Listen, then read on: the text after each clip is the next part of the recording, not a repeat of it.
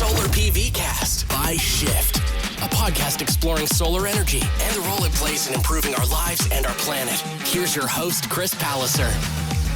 Yes, thanks for joining this episode of the Solar PV Cast. You got your residential small-scale solar, and you've got your large-scale commercial solar. And that is the focus of this episode. To talk about that today is Director of Project Development from Shift, Tim Grandjean. Tim, thanks for joining the episode.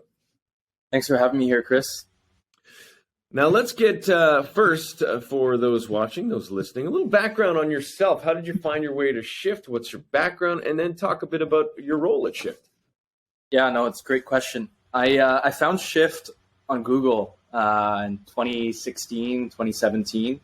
I was studying energy systems engineering technologies at Holland College. This was on Prince Edward Island. And I had to find an internship, and I knew I wanted to. I had done a paper on the effect of carbon tax on the economy and learned a lot about the landscape in British Columbia at the time. And given that I was moving myself into the green, sustainable tech field, BC really stood out to me. So I wanted to find a placement in BC, and that's where I found Shift and did an internship that led to a job. And then fast forward now, it's been almost 6 years, and we're still in the solar coaster. And I love that because 5 years ago, Shift was 2-3 people. So you've been along for this ride. And with that, your role within Shift has also changed. Yeah, it's evolved over time. We were, as a 2, 3, 4, 5-man show, you'd be involved in every step of the way with a project, whether it was, a sales call or designing the system or helping with install or procurement. Like, every step of the way I've touched it. I definitely, through that found my strengths and my weaknesses. I don't really get in the field or on the tools all that much anymore. But that's okay. We've got some great talent here at Shift to, spread things out. So, now as of about a year, I'm in this new role, Director of Project Development, as you know. And within that, I focus mostly on developing commercial and industrial solar projects. Now, let's talk about that. I guess it's great background because, like you said, you started on commercial and you've grown. You're now into the commercial side of things. What do you enjoy most about this kind of new role and focusing more on commercial projects? Well, we always talk about making an impact here at Shift. Obviously, bigger project is larger impact. So you're, one project with, say, 10 kilowatts on average for residential, you might be, 50, 100, 150, even more with commercial. So you're able to do a lot more with a single project. We also really, as you're on the front end of it every day with educating folks on the benefits and what's involved and what it looks like in the local landscape to go solar and adopt it. With these types of projects, they have more eyes on them, whether it's through, the number of stakeholders there are in the project or just, people in the community getting a look at them. So, it helps amplify the word spreading and overall awareness of the sustainable tech that we're deploying. Yeah, that's exactly it. The bigger the project, the more people see it, the more people think, solar, I better look into that. And then boom, there's Shift standing right there to answer any and all questions. What are some of the challenges about transitioning solar from small scale, your residential home, to large scale, whether that be the technical aspects of the panel or the larger scale of the roof or the more people involved, like you said? I don't know how to say this, but I haven't found it to be, all that difficult. I've simply tried to look at it in such a way where, it's just more of the same.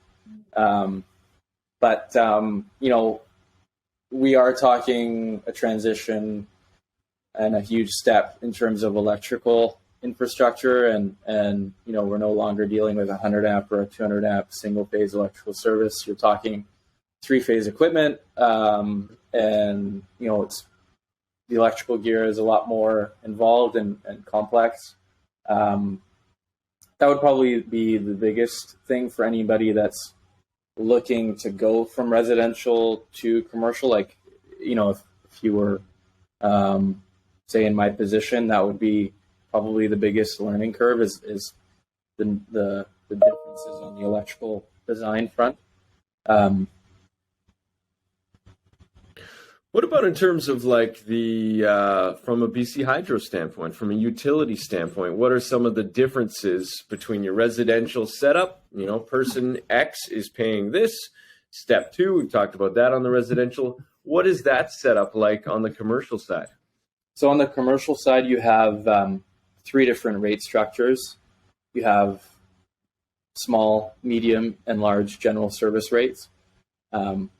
Whether you fit into small, medium, or large is based on how much electricity you consume. And from small to large, your kilowatt hour rate goes down. So your SGS, being the small, your SGS user pays around 12.5 cents per kilowatt hour, whereas your large general service pays around 6.5, and the MGS is right in between the two. So effectively, your payback period, can be around 10 years for a small user and right up to 20 years for a large user. Now, we do have a direct investment tax credit that's expected to come into play as part of Budget 2023. There's details, on a more concrete basis that'll be announced. I think it's April 1st. But with that, the way it's looking like right now is that it'll be a 30% investment tax credit. So that, that'll, I guess, soften or sharpen the numbers as far as payback as well. Now, that's a good point you bring up about return on investment, because a lot of people will see a large project and say, well, that's going to take them the whole life of the panels for payback. So it's interesting that the utility companies kind of, hold off solar a little bit by saying, no, we're gonna give it to you cheaper here. Don't look at solar. So it's nice to hear about this investment tax credit, but it's also a bigger picture for commercial clients, isn't it? Rather than just focusing on the numbers. Yeah, I mean, for some clients, we've had clients where, we present the numbers and yeah, okay, maybe it does take 20 years to pay the system off. But for them, it's a means of, differentiating themselves from a competitor. Maybe it's putting, powered by solar on their egg carton.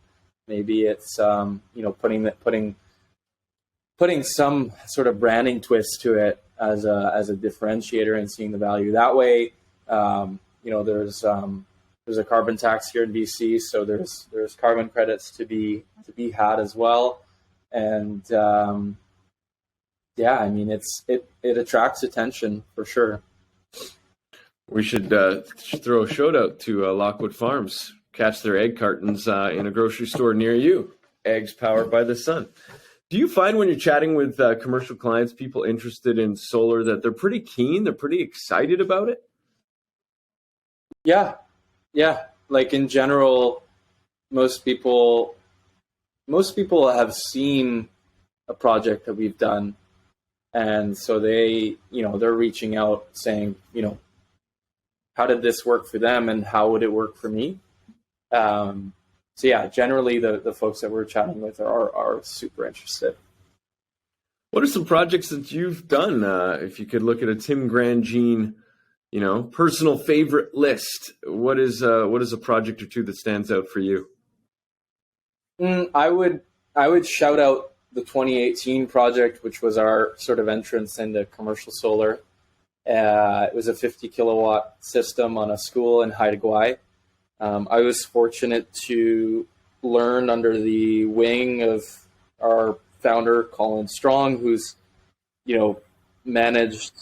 successfully managed millions of dollars in capital projects over the years, and has a really sharp eye for detail and coordination and whatnot.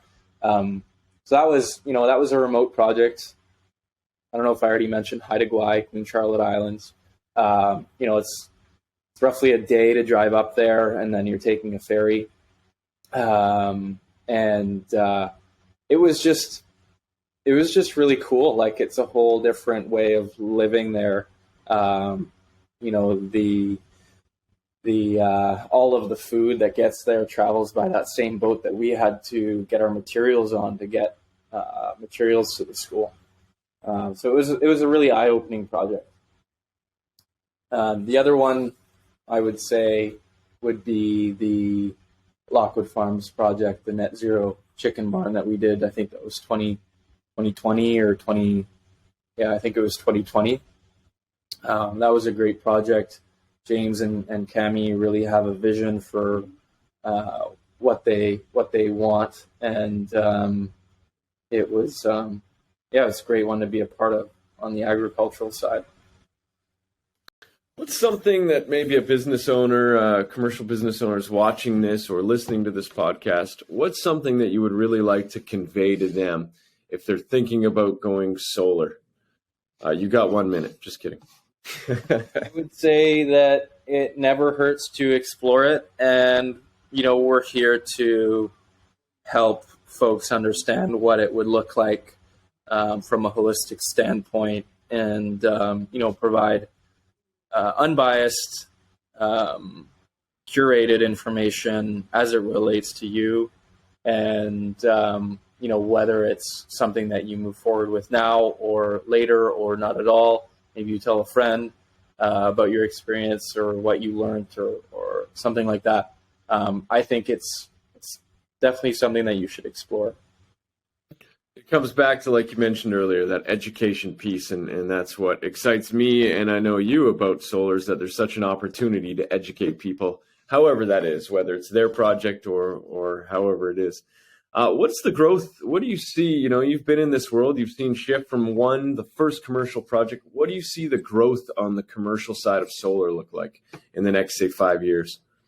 I don't know about numbers, but I can say that what we have seen in the last couple of years has been significant, and it's not looking like that will be changing anytime soon. I love it. I mean, I just see so many warehouses, so many big buildings with these empty roofs. They're just sitting there. I mean, why not put panels on them? Mm-hmm. Yeah. And one of the most rewarding aspects of this, section of the field that we're in, is being involved in new construction projects and being able to support a developer with outfitting their new build with solar, coordinating and working with the team of owner retained consultants, whether it's the architect or the electrical engineer or the structural engineer, or the mechanical engineer. Again, it's like it comes back to the awareness, right? And having, sure, there's more layers and more complexity to it, but within those layers, you're also, informing and educating and collaborating with people from all different disciplines, and so it makes for a really rewarding outcome in the end. Everybody wins at the end of a solar project. Yeah. Tim Grandjean, thank you so much for touching on the commercial side of solar in the episode today. Thanks for joining us. Yeah, no, thanks for having me, Chris. It's been a while. I think net metering was the last one I did, which was probably in the early stages of the PV cast. So, yeah, I think that was episode 2. So, yeah, it's great to get you back on and continue the conversation about all things solar. 100%. Yeah, I love what you've been doing. Thanks, Chris. The Solar PV Cast by Shift with Chris Palliser. To begin your solar journey, visit shift.ca.